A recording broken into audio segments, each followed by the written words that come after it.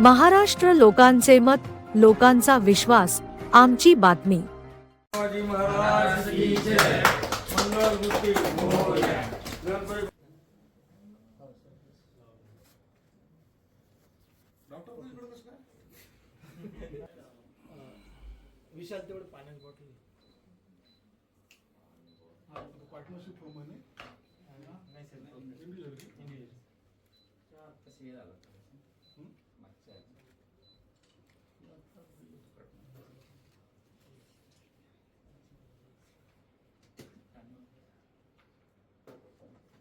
आता किती क्लायंट आहे तुझ्याकडे?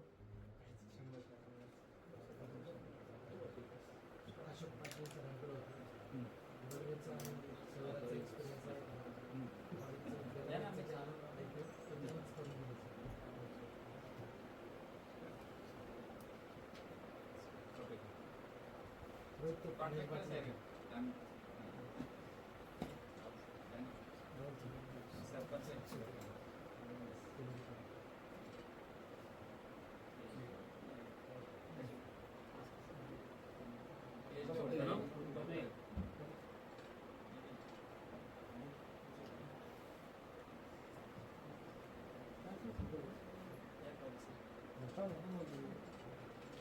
संकल्प काय सर मोठा कार्यक्रम हजार किंवा आहे त्यांच्याकडे आपल्याला कार्यक्रम घ्यायचा ऑलरेडी 5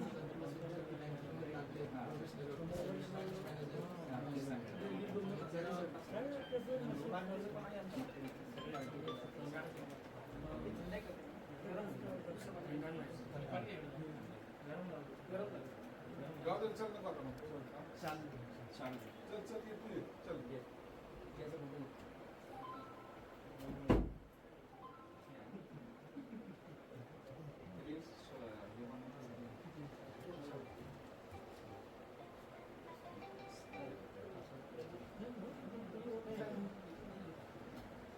एकदम बाजू सर. थांब थांब.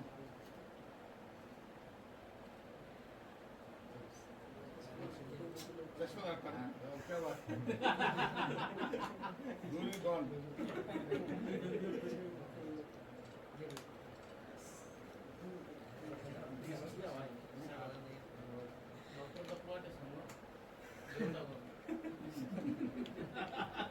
डॉक्टर तुझा प्लॉट पुढे समोर आहे.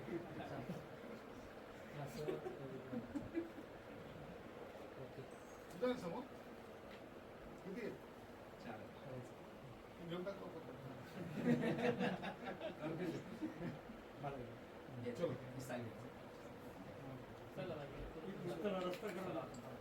चला मी काय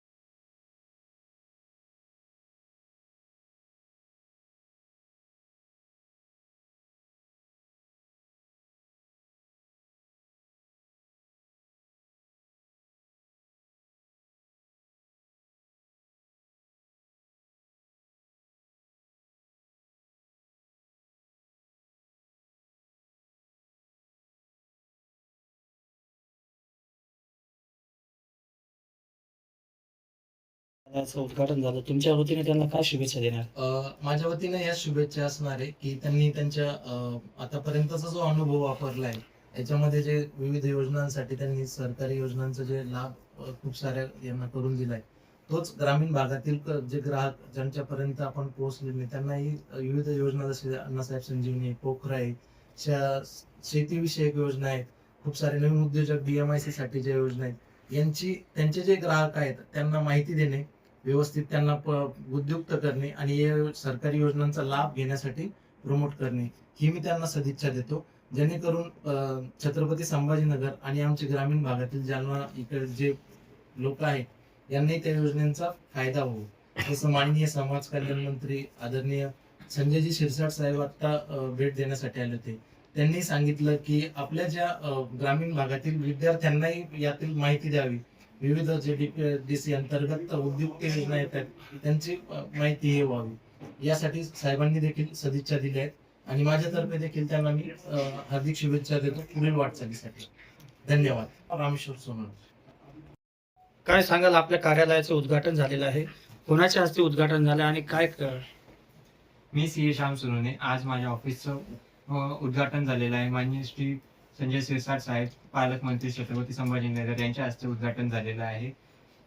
आज अजून आपल्या आहे हे कशा संदर्भामध्ये कार्यालय आहे, काय काय काम होतील आपल्या कार्यालयातून? माझं जे कार्यालय आहे ते चार्टर्ड अकाउंटन्सी सनदी लेखपाल यांचं कार्यालय आहे. त्याच्यात आपली जी स्टॅच्युटरी ऑडिट्स आहेत, टॅक्स ऑडिट्स आहेत, इन्कम टॅक्सच्या जे फायलिंग्स आहेत किंवा लिटिगेशन्स आहेत, जीएसटी रिलेटेड जे मॅटर्स आहेत यांच्यावर काम होतं. मी माझा CA जे आहेत मी ते मे 2024 मध्ये पास आउट केलेलं आहे. आपल्या फॅमिलीमध्ये पण कोणी सीए आहे का? नाही, मी एकटाच CA माझ्या पूर्ण फॅमिलीमध्ये. अच्छा, नवीन नियम वगैरे काय आलेले सीएच्या लाईन मध्ये, तुमच्या लाईन मध्ये सध्या? नवीन नियम जर सांगायचं झालं तर आता जो नवीन जो ऍक्ट आला, इन्कम टॅक्स ऍक्ट 2025 म्हणून आलेला आहे, त्याच्यामुळे जे जुने जे रूल्स आहेत ते सगळे बदलून जे नवीन रूल्स आलेले आहेत या नवीन वर्षापासून ते सुरू झालेले आहेत. त्यामुळे कामही वाढलेलं आहे. आता नवीन दुकानदार असो, प्रत्येकाला CA संदर्भात यावंच लागतं. त्याच्यात तुम्ही काय सांगणार ग्राहकांना की CA कसं? CA हा जो आहे हा ट्रान्सपरंट असला पाहिजे, किंवा त्याने जो नवीन दुकानदार आहे यांना पूर्ण माहिती दिली पाहिजे. त्यांची फसवणूक न करता त्यांना जे काय नवीन रूल्स आहेत किंवा जे नवीन ऍक्ट्स आहेत त्याची सगळी माहिती देऊन त्यांच्या जे काय कंप्लायन्स आहेत ते सगळं पूर्ण केलेलं पाहिजे. शासनाच्या विविध योजना आहेत त्याच्याबद्दल आपण काय त्यांना शासनाच्या विविध भरपूर योजना पण असतात. आता त्या ज्या आहेत त्या पूर्णपणे माहिती दिली पाहिजे. भरपूर सबसिडीज पण मिळतात. त्या सबसिडीनुसार आपल्याला त्यांचा फायदा घेऊन देणं आणि नवीन जे आहेत जे दुकानं आहेत त्यांच्या उद्योजक आहेत त्यांचा फायदा करून देणं. तर छत्रपती संभाजीनगरमध्ये CA भरपूर आहे, परंतु आपलं काही खास वैशिष्ट्य राहणार आहे का नागरिकांसाठी? काही खास वैशिष्ट्य म्हणजे की आपण जे आहे ते मी आता जसं की नवीन मी स्वतः ग्रामीण भागातून आलेलो आहे. त्यामुळे मला माहिती आहे की ग्रामीण भागातले लोकांच्या ज्या माहितीची कमी असते तर ते ज्या काय शासनाच्या जो नवीन योजनेला आहेत त्या त्यांच्यापर्यंत पोहोचून त्यांचा जास्तीत जास्त फायदा करून त्यांचा लाभ करण्याचा मी प्रयत्न करतो. छत्रपती संभाजीनगर DMIC प्रोजेक्ट आपल्या शहरामध्ये खूप सारे नवीन प्रोजेक्ट येत आहे, या निमित्ताने तुम्ही काय आवाहन करणार नागरिकांना? हो, छत्रपती संभाजीनगरमध्ये जे DMIC प्रोजेक्ट आहेत जसे की टोयोटा, JSW येत आहेत, त्याच्यामुळे जे आहेत त्यांचे जे नवीन वेंडर्स आहेत ते पण क्रिएट होतील.